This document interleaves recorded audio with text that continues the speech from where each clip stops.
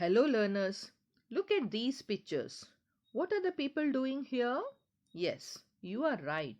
They are purchasing things. What do they do before they pay the money? Yes, you are absolutely right. They bargain, right?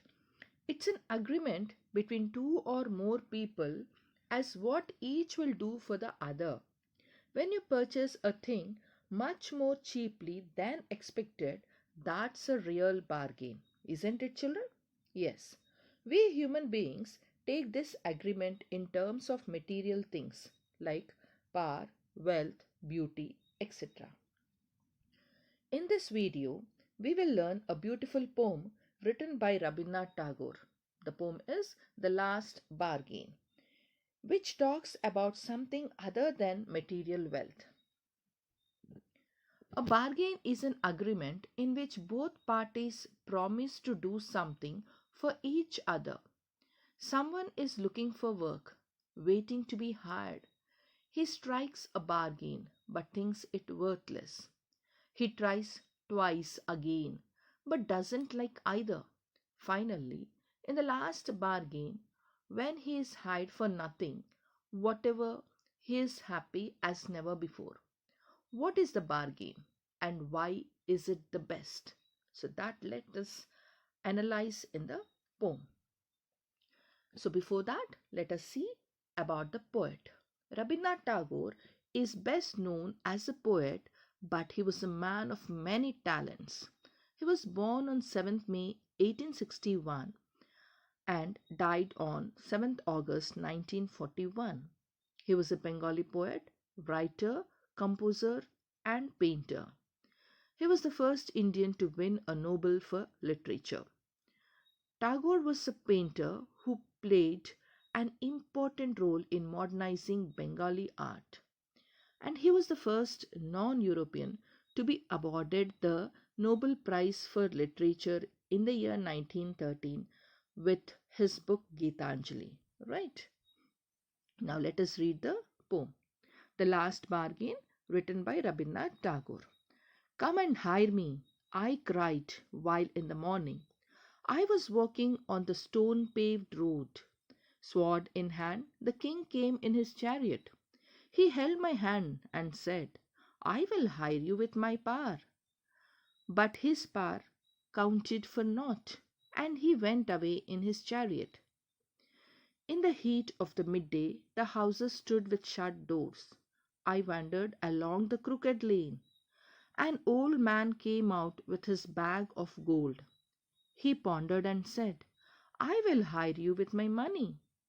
He weighed his coins one by one, but I turned away. It was evening. The garden hedge was all aflower. The fair maid came out and said, I will hire you with my smile. Her smile paled and melted into tears, and she went back alone into the darkness. The sun glistened on the road and the sand, and the sea wave broke waywardly. A child sat playing with shells. He raised his head and seemed to know me and said, I hire you with nothing. From henceforward, that bargain stuck in child's play made me a free man. Written by Rabindranath Tagore. Now, here in this poem, let us see about it. The Last Bargain, which is written by Rabindranath Tagore, is a 16 lines poem composed in free verse. It conveys a strong message that material wealth, power, money, and beauty are worthless. The poet is in search of job which will give him eternal bliss and freedom. So here the poet is searching for something which stays with him forever. So he wants something which should stay with him forever, and that should be eternal, everlasting, and beyond life. So for that the poet is seeking. Now let us analyze the poem stanza wise. Come and hire me, I cried while in the morning. I was walking on the stone paved road, sword in hand, and the king came in his chariot. He held my hand and said, I will hire you with my power. But his power counted for naught, and he went away in his chariot. So here stone paved road means a stony path, the path which is rough.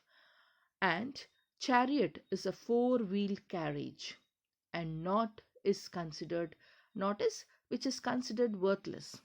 So here I refers to the poet. The poet says, "Come and hire me. It is the morning time." So I cried while in the morning. That is, it is the morning time. And the poet was waiting for a job. And the poet was waiting for a job and he wanted someone to be hired. He walked along the stony road for an employer. Someone should hire him, someone should give him a job. So he was standing there and he wanted someone to give a job. He saw the king coming towards him with a sword in hand. You can see the king, right? Seeing the king, the poet pleads the king to hire him. So he requests him, "Please hire me and give me a job," right? Which means that he is in need of something very badly. He asks the king to hire him. So here hire means that the poet wants to get what the king has. Okay, here he wanted to have what the king has. The king holds the hand of the speaker or this poet and says that he will hire him with his power. However, power seems to be not here means considered which is considered as worthless, nothing or worthless. So to the speaker or to the poet, right? Because it is not everlasting. So this power is not everlasting. Okay. So the king, when he is there on the throne, till that time only the king has the power. So if the king hires him or if he is hired by the king, then when the king comes down of the power, he will not have, right? So here the poet is not satisfied with what the king offered him. He rejects the offer of the king as power has no attraction for the poet. And the king goes away in his chariot. So here in this first stanza, we come across the poet who struggles for something. So he wanted something and but he doesn't get it. He fails in it. Right, children? Now let us move on to the second stanza. In the heat of the midday, the houses stood with shut doors. Midday means middle of the day. I wandered along the crooked lane. Wandered is roam around, and crooked is not straight. An old man came out with his bag of gold. He pondered and said, pondered means thought over, "I will hire you with my money." He weighed his coins one by one, but I turned away. So here in the second stanza, it is the midday time. That is, in the first one, we have come across the morning time. So now it is the midday, that is in the afternoon. And it is very hot outside. And the doors of the houses are shut. So that is, they are closed. Right, children? So here the poet is wandering along the crooked lane, so which is not straight, uneven road. And an old man comes out of his house with a bag of gold, that is with huge wealth. And he pondered means thought over, and he thought over carefully and he came to the poet in order to know that the poet is in need of something. So the old man offers him money and says that he will hire him for money. The old man wants to show his wealth and he starts counting his gold coins one by one. And the poet did not like the offer, so he turned away. So in the first stanza, he had turned away the power of the king. So now here in the second stanza, he has turned away the money which is offered by the old man. So he doesn't want to work for the old man for money. Clear? So here the poet understands that wealth as well as this money is he is not in need of that. So he knew that or he knows that that power and money doesn't remain in one's hand. Okay, doesn't remain forever. He wants something else. Then that's why he moves away. Right, now we'll go to third stanza. It was evening. The garden hedge was all aflower. So aflower means it is blooming with flowers. The hedge is a fence of bushes. The fair maid came out and said, "I will hire you with a smile." So fair maid is a beautiful girl. Her smiles paled and melted into tears, and she went back alone into the dark. So here, now in the third stanza, it was evening time, and the garden hedge, that is the fence, is aflower. Aflower means it is blooming with flowers. So in other words, we can say that the garden is looking beautiful with the blooming flowers. And who comes, children? Right, a fair maid. And that is, fair maid is a beautiful lady. She comes out and says that she wants to hire the poet with her smile, with her beauty. Then the poet, so here she offered the man her smiles, or she offered the poet her smiles in return for his work. Soon, however, her smile weakened and changed into tears. So her smiles, it has faded away, or paled means faded away. Her smiles paled means faded away, melted into tears. So soon, what happened? Her smile, it weakened and changed into tears. So she had to return back into the darkness. So she was unable to give whatever the offer she wanted to give to the poet, that she couldn't give, because her smile was a fake smile. So she returned back into the darkness. So here, the smile of the beautiful lady, it is gone, and she goes back along into the dark. So here the poet understands that the smile of the lady is a fake smile, and it is not everlasting, and the day is over, and the poet fails to make a bargain. So he has patience, and he doesn't give up. He is still in search of something which he did not get. So he failed to get in this stanza also. Okay, right? Now let us see what happens in the last stanza. The sun glistened on the sand. Glisten means shone. And the sea waves broke waywardly. Waywardly is unpredictable and deviated. A child sat playing with shells. He raised his head and seemed to know me and said, I hire you with nothing. For henceforward, that bargain stuck in child's play made me a free man. So here, the poet is at the seashore.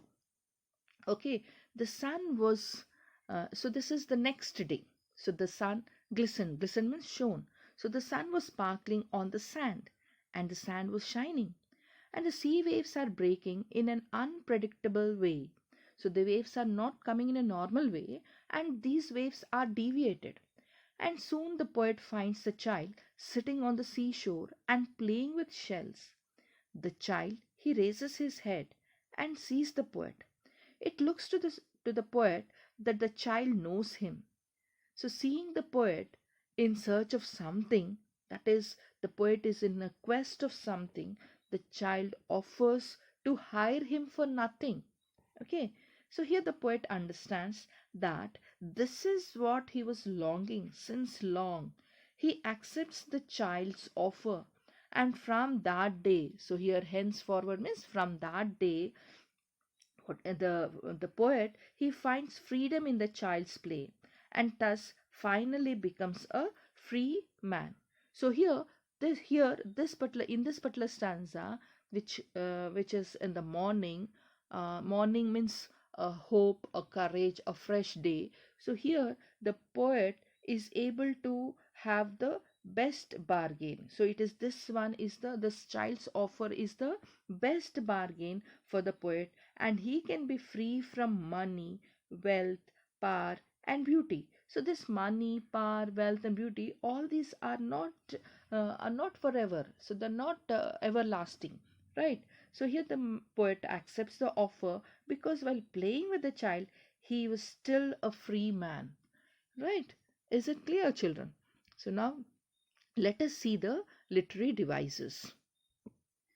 Here we come across the symbolism. So, what is the symbolism? It means an object or idea or person means something deep and not what the word means. Okay, so here it is whatever the word which we come across in the lines, in the poetic lines, it doesn't mean that, not that word meaning, it has something deep meaning. So here in the first stanza we come across stone paved road. So and in the second stanza we have come across crooked lane. So these two symbolizes hard and difficult path which the poet was traveling on, right? Similarly, in the first stanza, king in his chariot with sword in his hand. So that symbolizes the epitome of power. And an old man with a bag of gold that we have come across in the second stanza, right? So that symbolizes wealth. And in the third stanza, we have come across a lady with a smile that symbolizes beauty. So, in addition, we have the first stanza, it is in the morning, and third stanza, it is in the evening. So, all this, the morning, it symbolizes hope and courage, while the evening symbolizes gloom and hopelessness. Right? Now, let us see the other poetic devices. The other poetic device is alliteration. So alliteration, it is the repetition of consonant sound in a lane. So here, I was walking on the stone paved road. That is the second line. So I was walking, were sound. This is an alliteration. Now in the third line, we have sword in hand, the king came in his chariot. So king came, k.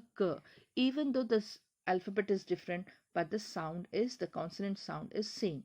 So here we take k and c as an alliteration. So we have the same sound. The king came, k, right? Then in the last stanza, the sun glistened on the sand and the sea wave.